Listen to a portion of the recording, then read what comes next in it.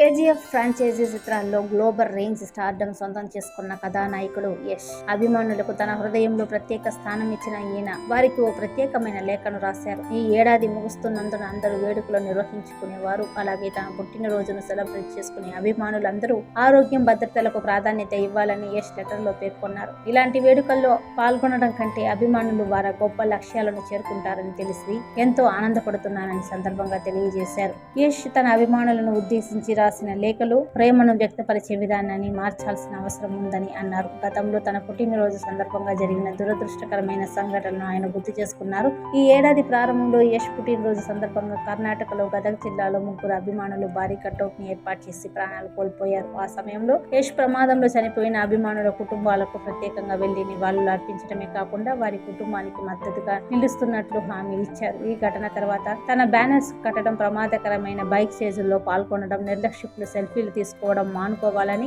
యష్ అభిమానులను రిక్వెస్ట్ చేశారు. ఇలాంటి చర్యలు చేయడం అనేవి నిజమైన అభిమానాన్ని చూపినట్లు కాదని పేర్కొన్నారు. మీరు నా నిజమైన అభిమాని అయితే ఈ పనిని శ్రద్ధగా చేయండి. జీవితం మీదే, సంతోషంగా ఉండండి, విజయవంతంగా ముందుకెళ్ళండి అని తన మీడియాలో అభిమానులను రిక్వెస్ట్ చేశారు. 2019లో ఓ అభిమాని పుట్టినరోజు సందర్భంగా ఆయన్ని కలవాలనుకుని కలవలేకపోయారు. దీంతో సదరు అభిమాని ఆత్మహత్య చేసుకుని చనిపోయారు. ఇలాంటి సందర్భాలు, ఇలాంటి చర్యలు సరికావని అభిమానులకు యష్ విజ్ఞప్తి చేశారు.